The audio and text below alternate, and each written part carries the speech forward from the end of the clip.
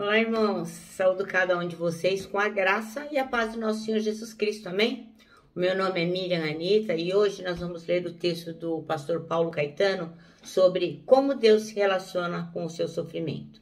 Esse texto foi escrito para o Manancial, que é uma publicação de meditações diárias da União Feminina Missionária Batista do Brasil. Então não fui eu quem escrevi, eu só vou contar para os irmãos aquilo que eu entendi, tá bom? Bom, irmãos, então vamos iniciar orando.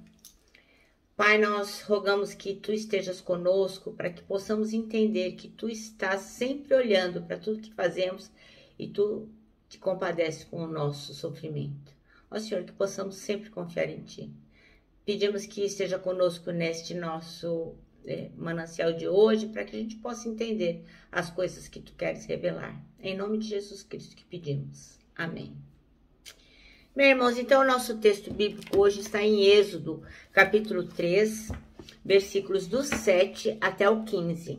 E diz assim: Então o Senhor disse: Eu tenho visto que meu povo está sendo maltratado no Egito, tenho ouvido o seu pedido de socorro por causa dos seus feitores.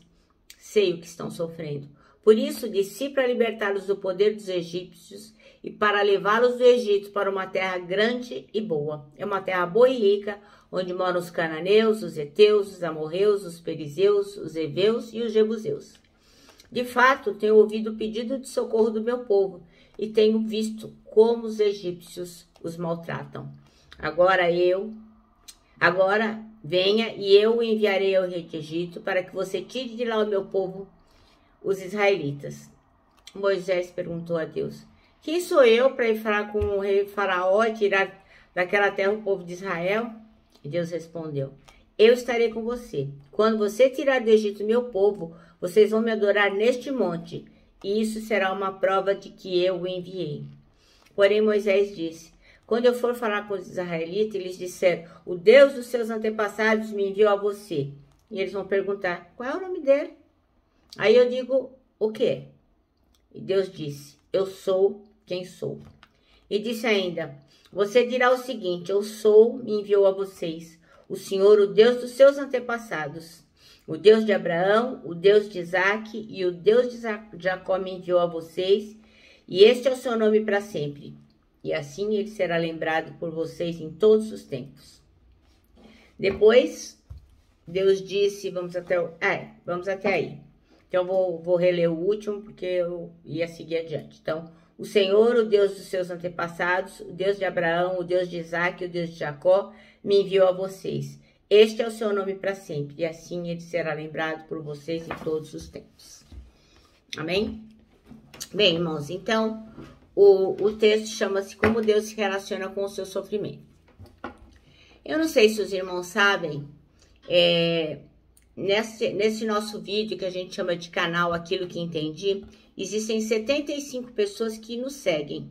Eu não sei de onde elas surgiram e nem sei quem são. Então, algumas dessas pessoas certamente não leem a Bíblia sempre, algumas nem leem, outras não sabem as histórias da Bíblia, por isso que eu vou fazer um apanhado geral. Então, por isso que às vezes eu reconto algumas coisas que os irmãos já conhecem, mas é só para aqueles que não conhecem possam se situar no texto, tá bom? Então, aqueles que não conhecem vão entender agora e aqueles que conhecem vão relembrar. Então, quando o Abraão, ele foi chamado por Deus após ele obedecer ao chamado de Deus, ele resolveu sair da terra dele e ele vai para Canaã, porque Deus falou para ele, ó, ele era super rico, tava bem top, tava tranquilão, mas aí Deus falou, ó, larga todo mundo, seus parentes, tudão, larga tudo aí, vai para uma terra que eu vou te explicar qual é.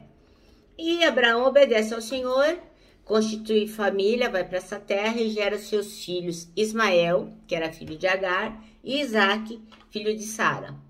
E tendo levado para o sacrifício no Monte Moriá, hoje chamado Jerusalém.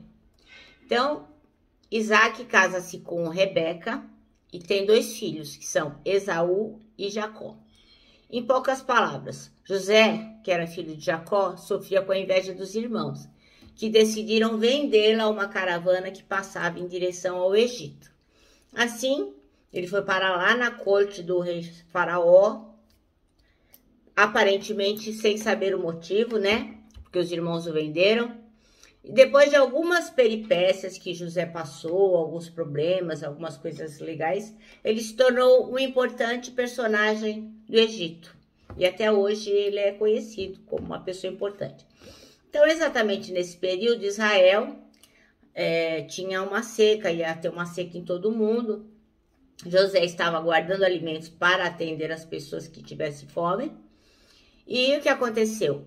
Como tinha escassez de alimentos, os filhos de Jacó foram lá para o Egito para comprar comida, pois lá tinha comida, porque José tinha tido uma revelação do Senhor e tinha guardado alimentos. Então, eles encontraram o irmão que eles tinham vendido. Depois lá de todo um contexto, José os perdoou, convidou toda a sua família para se transferir para o Egito, e foi assim que aconteceu.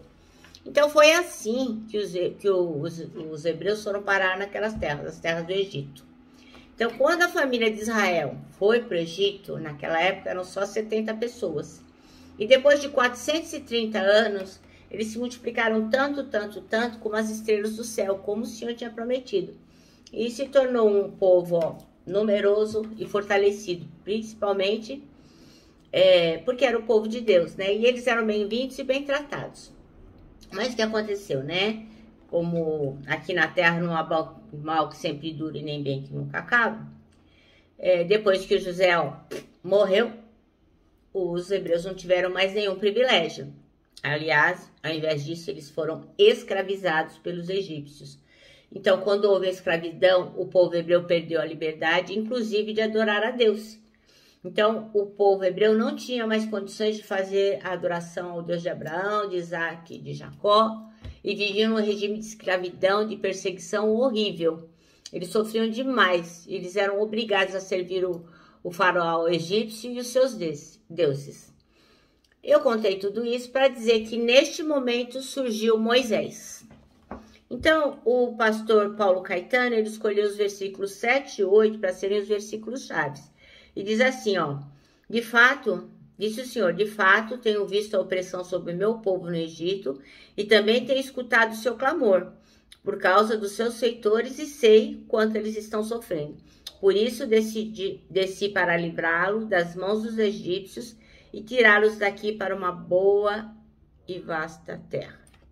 Então, assim, ninguém sabe exatamente, existem muitas teorias que buscam saber por que o povo hebreu se tornou escravo, né, do Egito. Alguns estudiosos acreditam que foi um pecado de Abraão, que ele deveria ter levado a palavra para Sodoma. Outros, porque Abraão colocou em risco a sua esposa Sara. Outros acreditam que foi porque o povo deixou de circuncidar. Enfim, existem muitas teorias. Ninguém sabe exatamente qual é o motivo, mas o importante aqui, hoje, é nós sabermos que o povo de Deus se tornou escravo do rei lá do Egito, do faraó, e estava sofrendo demais. Então é importante que a gente saiba que Deus, ele está atento às nossas angústias e ele se envolve com elas. Não é assim bagunçado que ele não está nem aí. Deus está atento. Então, quando o seu povo estava sofrendo terrível opressão do Egito, o Senhor disse a Moisés que estava vendo a opressão sobre o seu povo. Lembra que nós lemos lá? Que o Senhor falou, olha, eu tenho visto quanto que o meu povo tem sofrido. Então, Deus não mudou, é o mesmo. O Senhor é o mesmo. Ele continua se relacionando com suas dores, como ele se relacionava com as dores do povo dele antigamente. Ele vê a sua aflição.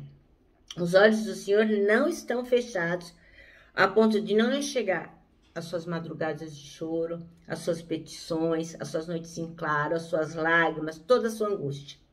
Deus não está com os ouvidos fechados, principalmente nessas épocas de pandemia que tantas pessoas clamam por saúde, por emprego, por alimento, clamam. O Senhor está atento a todos os clamores. Então, além de ver a sua aflição, Deus ouve as suas orações. Ele disse para Moisés que estava escutando o clamor do seu povo. Suas orações relâmpagos durante o dia, os seus clamores durante a noite, que saem em tom de gemidos e soluços em choro, tudo isso Deus está ouvindo. Não passa batido não, viu, meus irmãos? Pode ter certeza. Deus também conhece a sua dor. Antes mesmo de você revelar a Deus, ele já conhece. Ele disse que ele sabia o quanto o povo estava sofrendo. O Senhor tem empatia. Empatia é se colocar no lugar do outro. Então, o Senhor tem empatia pelas suas angústias. O Senhor se coloca no lugar da sua dor e tem misericórdia. Ele literalmente sabe como você se sente. Por meio do seu Filho, ele desceu do céu, tornou-se homem e sofreu nossas dores. Não há nada que a gente sofra que Deus não conheça. Jesus Cristo veio e sofreu o que a gente sofre e mais ainda. Então, não acredite, meu irmão, Deus age para socorrer você. Ele age. Ele disse que havia descido para livrá-lo das mãos dos egípcios. O Senhor não fica inerte diante de sua aflição. Ele desce para ajudar. Ele vem. Creia nisso. Por mais que seu coração esteja aflito, angustiado e com medo, creia. Assim como Deus desceu do Egito, do céu, para ajudar os hebreus lá no Egito, ele também desce para nos ajudar. Portanto, creia que Deus está ouvindo e vendo você. Ele sabe o que você está passando e no tempo oportuno vai intervir para o livrar. A gente não sabe por que passa as coisas que passa. Às vezes é apenas colheita, às vezes é lição, às vezes passamos aquilo para nos tornarmos pessoas melhores. Não importa. Não importa porque passamos as angústias que passamos. O que é importante é que, no meio de todas as coisas ruins que a gente passa, a gente tenha certeza que Deus está nos ouvindo e nos vendo. Mesmo que o diabo, que o inimigo queira colocar na nossa cabeça, ó, que estamos abandonados. Como tem aquele conto que acho que todo mundo conhece, mas eu vou só relembrar aqui.